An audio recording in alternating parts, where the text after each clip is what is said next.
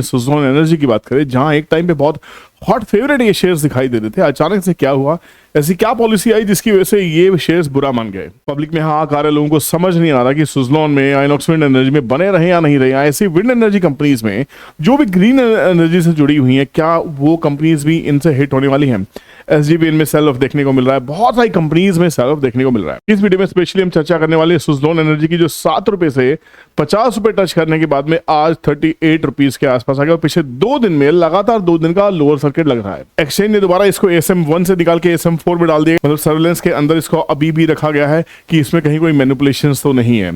बात करते हैं विंड एनर्जी सेक्टर की। विंड एनर्जी सेक्टर एक ऐसा सेक्टर है जो ग्रीन एनर्जी से जुड़ा हुआ है। जी हाँ, हम बात कर रहे हैं 2030 के मास्टर प्लान की, जहां पे सरकार ने कहा है कि भैया हम काफी हद तक लोगों के घरों तक सोलर पैनल और विंड एनर्जी के थ्रू हम पावर सप्लाई करने वाले हैं, जिसमें सुज़लोन का जो रोल है बहुत ही इंपॉर्टेंट है। प्राइवेट सेक्टर की कंपनी, सरकारी कंपनी नहीं है। पहले उस न्यूज को देख लेते हैं और समझ जाते हैं ये क्या न्यूज है, क्या बवाल है जिससे इतना हलचल मची हुई, इतना शेयरों में बवाल देखने को मिल रहा है, सेल ऑफ देखने को मिल रहा है। क्या हमें भी बेच के भाग जाना चाहिए? क्या ये लास्ट मौका है सुज़लोन की विंड से नीचे उतरने का, या हम विंड मिल में अटके रह जाएंगे और बाजार निकल जाएगा?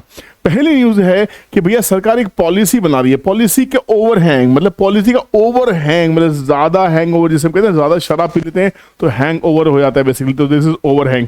तो ये पॉलिसी क्या है? इस पॉलिसी का नाम है रिवर्स ऑक्शन। रिवर्स ऑक्शन को समझने के लिए एक बार चार्ट पे चलते हैं, समझाता हूं कि रिवर्स ऑक्शन क्या है, ताकि समझ में आए आपको कि ये पॉलिसी किस तरह से इन स्टॉक्स को हिट कर रही है। आपको बने रहना है या नहीं बने रहना है। ऑक्शन कितने तरह की होती है समझ लीजिए। पहले ऑक्शन का मतलब है नीलामी, मतलब ये सरकारी टेंडर्स के लिए की जाती है। जो सरकारी टेंडर्स होते हैं, सरकारी ठेके जिसको हम कहते हैं, जब वो निकाले जाते हैं तो यहाँ पे नीलामी के माध्यम से किए जाते हैं, ऑनलाइन नीलामी होती है। पहले होती है नॉर्मल ऑक्शंस, और अब बात कर रहे हैं हम रिवर्स ऑक्शंस की, जिसकी वजह से ये भूचाल देखने को मिल रहा है। देखो नॉर्मल ऑक्शन क्या होती है? नॉर्मल ऑक्शन में चक्कर क्या है कि बायर की बोली का महत्व होता है। बायर कहता है भैया मैं, एक बायर ने बोला, बायर 1 ने बोला कि भैया मैं 100 रुपए पे चीज खरीदना चाहता हूँ। बायर 2 कहता है मैं 101 में खरीदना चाहता हूँ। बायर 3 कहता है 105 में।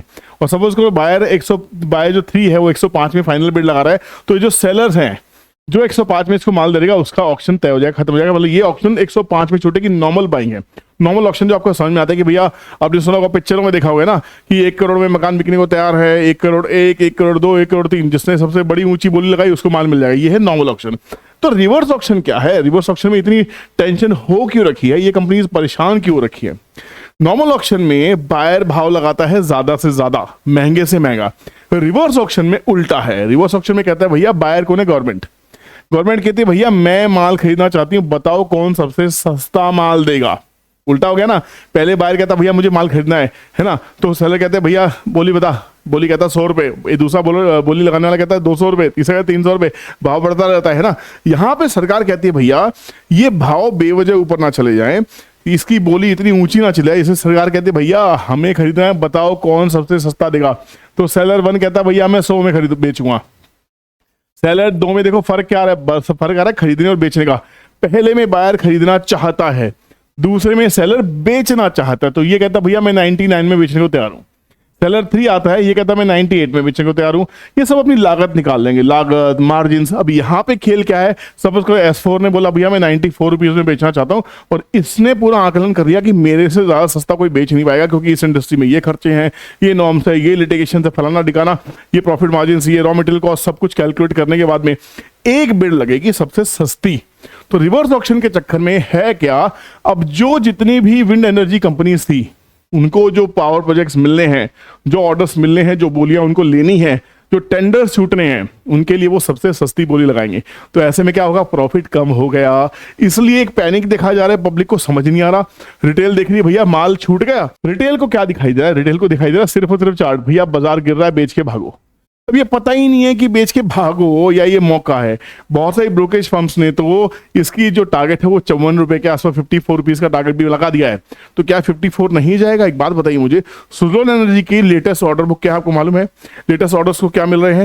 ये कंपनी करती क्या है? छोटी सी झलक देखते हैं स्क्रीनर के ऊपर में, उसके बाद चलते हैं फायर्स की एप्लीकेशन के ऊपर में। वहां देखेंगे कि एग्जैक्टली नए लेटेस्ट ऑर्डर्स क्या है। लेटेस्ट न्यूज पता होनी चाहिए, अभी हाल फिलहाल इस महीने की, 1 दिन पहले की, 2 दिन पहले की, उसके लिए फायर्स के पास चलेंगे। लेटेस्ट ऑर्डर बुक यहाँ मिल जाएगी। फायर्स का अकाउंट खोलने के लिए लिंक डिस्क्रिप्शन में है। जो पहले 1000 अकाउंट खुल जाएंगे फायर्स में, उनके लिए सरप्राइज बहुत जल्दी प्लान होने वाला है, तो जल्दी से जल्दी अपना फ्री अकाउंट खोल लीजिए, बहुत मजा आने वाला है। यहाँ देखिए कंपनी 1995 में हुई। सबसे पहले नीचे से चलते हैं, आज हम भी रिवर्स स्टडी करने की कोशिश करते हैं। 2008 में कंपनी ऑलमोस्ट 95% अपनी जो मार्केट कैप थी खत्म कर चुकी थी। जो मिस्टर तुलसी दानदयाल दुनिया में नहीं है, वो चाहते थे कि इंडिया की क्या वर्ल्ड की सबसे बड़ी विंड एनर्जी कंपनी सुज़लोन बननी चाहिए। इसके लिए उन्होंने टेक ओवर मर्जर पे मर्जर करने की कोशिश की, जिसके चक्कर में भारी डेट हुए और वो उस डेट को संभाल नहीं पाए और वो खराब हुई। तुलसी दानदयाल founder of Suzlon pass away in October 1, 2022। अभी 2022 में उनका देहांत। जेपी चलसानी ने 5 अप्रैल 2023 को कारोबार संभाला। उसके बाद से कंपनी में कुछ ट्रांजिशंस देखने को मिल रही है। ये जो लेटेस्ट ऑर्डर है ये 2023 के हैं। 19 मई को 2023 कंपनी को मिला 69 मेगावाट का ऑर्डर। 25 मेगावाट का ऑर्डर मिला मई 2023 में। ये 2023 के 2024 के ऑर्डर चाहिए। चलो एक काम करते हैं, चलते हैं हमारी एप्लीकेशन के ऊपर में और उसके बाद घूम के चार्ट के ऊपर आएंगे, वापस देखेंगे कि क्या वाकई सुज़लोन में हमें कोई बाइंग अपॉर्चुनिटी कैश करनी है या नहीं। Let's go to the application. दोस्तों ये मेरी फेस की एप्लीकेशन है, जहां पे स्टॉक के ऊपर मैंने खाली एक कॉलम पे क्लिक किया है, रिलेटेड न्यूज पे कैसे क्लिक किया देखिए। ये मेरी पूरी वॉचलिस्ट बनी हुई है। मैंने स्टॉक के ऊपर क्लिक किया। क्लिक करने के बाद में जब मैं नीचे की तरफ जाऊंगा, पूरे इसके टेक्निकल्स कर सकता हूँ, मार्केट डेप्थ देख सकता हूँ, स्कोर देख सकता हूँ, बहुत सारी चीजें देखेंगी। पर मुझे अभी देखनी है रिलेटेड न्यूज, ताकि हम बात कर सके न्यूज की। पूरा न्यूज एक जगह है, आपको गूगल करने की जरूरत ही नहीं है। अगर आपके पास फायर्स का एप्लीकेशन नहीं है, आप बहुत कुछ मिस कर रहे हैं, बहुत कुछ। सुज़लोन 6 दिन पुरानी न्यूज है। Company secures 30 megawatt order for 3 megawatt series from EDF renewables. ये 6 हफ्ते की पुरानी है। 3 हफ्ते पुरानी न्यूज क्या है? कंपनी अपॉइंट्स विवेक श्रीवास्तव एज CEO। सब कुछ पता लगे आपको। 5 हफ्ते पुरानी Q3 EBITDA 2.47 billion rupees versus 2.15 billion year on year, ये बड़ा है, यही सब पता लग रहा है। Q3 revenue 15.5 billion versus 14.5 billion, ये भी बड़ा है। कंसोलिडेटेड नेट प्रॉफिट 2.03, ये भी बड़ा है। Company will supply 214 wind turbines with related capacity of 3 megawatt each. का 5 हफ्ते पुरानी न्यूज है, 2024 की न्यूज है। Company secures a new order of 642 megawatt from Evren. 5 हफ्ते पुरानी न्यूज है। लाइन लगी हुई है ऑर्डर्स की। To supply 32 wind turbines with rated capacity of 3.15 megawatt each. Company says a project of this size can provide electricity to 77,000 households and curb 3.0 lakh tons of carbon CO2 emission every year. Company का target है zero garbage. Company का target है कि कोई भी चिड़िया ना मरे, नो बर्ड डाइंग।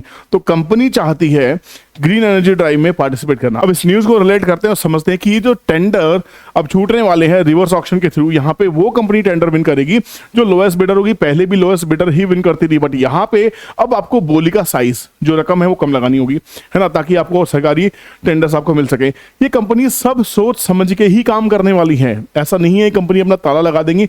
आज से कुछ साल पहले तो विंड एनर्जी के या ग्रीन एनर्जी के टेंडर थे ही नहीं। अगर टेंडर सस्ते होंगे तो सस्ती बिजली आपके पास में है। जो ज्यादा से ज्यादा टेंडर विन करेगा उसकी सेल्स बढ़ेगी, उसके मार्जिन बढ़ेंगे।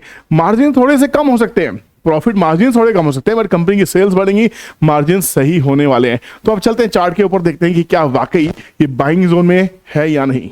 दोस्तों टारगेट डिस्कशन करने से पहले मेरी आपसे रिक्वेस्ट है, अगर चैनल पे नए हैं तो चैनल को सब्सक्राइब कर लीजिए, बेल नोटिफिकेशन को हिट कीजिए, इस वीडियो को लाइक कीजिए ताकि आपका फीडबैक मुझ तक पहुंच सके। ज्यादा से ज्यादा लोगों में शेयर कीजिएगा, क्योंकि लोग सुज़लोन के बारे में एक सही करेक्ट इन्फॉर्मेशन ढूंढने की कोशिश कर रहे हैं। यहाँ पे फंडामेंटल्स भी डिस्कस किए हमने और यहाँ पे अब पूरा डिटेल डिस्कशन करने वाले हैं।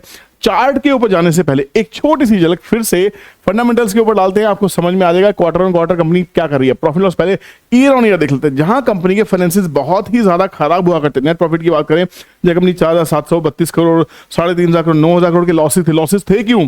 लॉसेस से इंटरेस्ट से 1,600 करोड़ का इंटरेस्ट, 2,000 करोड़ का इंटरेस्ट, 2,000 करोड़ का इंटरेस्ट, 206 करोड़ रह गई है। मतलब ये नेट डेट है क्या कंपनी के ऊपर? जहां हजारों करोड़ के 20,000 करोड़ से ऊपर के कर्जे थे कंपनी के ऊपर में, कंपनी के ऊपर कर्जे हैं क्या? कंपनी के ऊपर कर्जे सिर्फ 150 करोड़ के रह गए, 146 करोड़ के। कंपनी 52,000 करोड़ की वर्थ की मिड कैप साइज कंपनी हो चुकी है। तो कंपनी गेम करी क्या? सेल्स है या खाली बैलेंस शीट कोई मॉडिफाई किया गया? चलो देख लेते हैं। सेल्स देखो लगातार आप, जहां पे पहले सेल्स एक टाइम पे 2012 में जब कंपनी के पास में डेट भी बहुत अच्छी थी, 21,000 करोड़ की सेल्स करती थी। उसके बाद कंपनी घटते घटते 2020 में 2,973 करोड़ पे आई। 2020 के बाद ट्रांजिशन देखिए, वापस कंपनी का सेल्स 6,000 करोड़, 3 गुना सेल्स बढ़ चुकी है, लगातार ऑर्डर मिल रहे हैं। तो कंपनी के फंडामेंटल्स में मुझे कोई कमी नहीं दिखाई देती। कंपनी वापस देखो, ये जो 2,892 करोड़ का प्रॉफिट था, ये स्पेशल प्रॉफिट था, अदर इनकम कुछ कंपनी ने पोस्ट की थी, उसके बाद 2,700 करोड़ की। बट अदरवाइज ये बहुत ही शानदार प्रॉफिट है, 730 करोड़ के आसपास में। ये ईयर ऑन ईयर बहुत ही अच्छा कंपनी काम करी है, फंडामेंटल्स बहुत इंटैक्ट है। अब फाइनली चलते हैं चार्ट के ऊपर। 2 दिन से लगातार लोअर सर्किट, लगातार लोअर सर्किट। आपको पता है मैंने आपको क्या कहा था? आपको मैंने कहा था जिस दिन कंपनी 42 रुपए तोड़े 42 रुपीज ब्रेक करती है, 42 के बाद इसमें से निकल जाएगा, 42 के ऊपर चलती है फिर से बाय कीजिएगा। और 42 कहाँ, 42 का लेवल आया कहां से, ये देखिए कंपनी ने 49 रुपीज 50 रुपीज के आसपास का हाई लगाया, 42 मेरा एक स्टॉप लॉस था। ये ट्रेंड ट्रेडिंग कैलकुलेटर इसलिए मेरे लिए बहुत ही ज्यादा इंपॉर्टेंट है। इसके बाद सीधा टारगेट 36 रुपए का था, आज 38 रुपीज आ गया।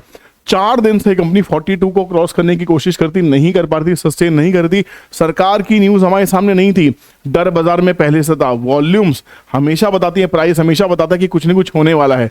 वॉल्यूम्स के अगर आप ध्यान देंगे ना तो चीजें बहुत ऑटोमेटिकली आपको समझ में आ जाएंगी। अब टारगेट क्या है, 42 के नीचे कम से कम 2 टारगेट है, 36 के बाद 30। तो ये कंपनी 30 रुपीज के आसपास बेस बनाएगी।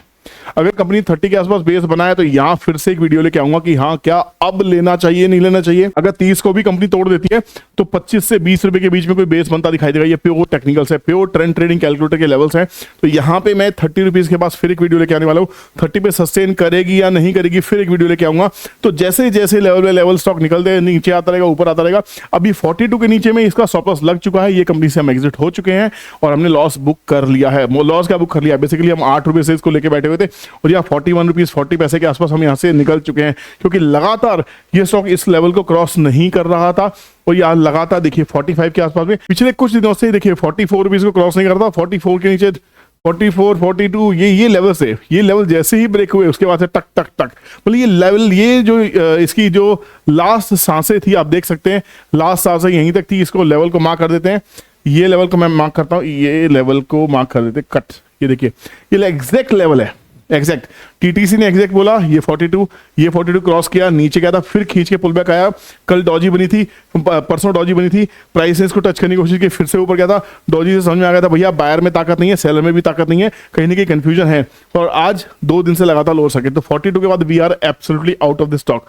42 के बाद जब या तो 42 के बाद ये स्टॉक चलने लगे, कुछ higher high higher low pattern बनाए, या ये 30 रुपीज 36 के आसपास में यहाँ कुछ पड़ाव लेने की कोशिश करते। तो जैसे स्टॉक अपने अपने एक एक लेवल्स के पास आता रहेगा, आपके लिए एक जिम्मेदारी समझते हुए एक वीडियो एनालिसिस जरूर करता रहूंगा। दोस्तों ये किसी भी तरह की बाइंग सेलिंग एडवाइस नहीं है, प्योर एनालिसिस है, फंडामेंटल के बेसिस पे, टेक्निकल्स के बेसिस में, चार्ट क्या कह रहे हैं उसके बेसिस पे, राइट। उम्मीद करता हूं आपको पसंद आएगा। पसंद आया तो एक फीडबैक जरूर दीजिएगा, कमेंट सेक्शन में कमेंट जरूर कीजिए। आपके कमेंट नहीं मिल रहे हैं, कमेंट नहीं करेंगे तो मुझे कैसे पता लगेगा कि आप क्या चाहते हैं ना, किस पे वीडियो चाहते हैं, क्या कहते हैं, क्या फीडबैक्स हैं, जरूर लिखिए। और दोस्तों में इस वीडियो को शेयर करना बिल्कुल मत भूलिएगा, ताकि सही वीडियो सही जगह सही समय पहुंच जाए। चलिए मिलते हैं किसी और इंटरेस्टिंग वीडियो में। टेक केयर, बाय बाय, जय हिंद।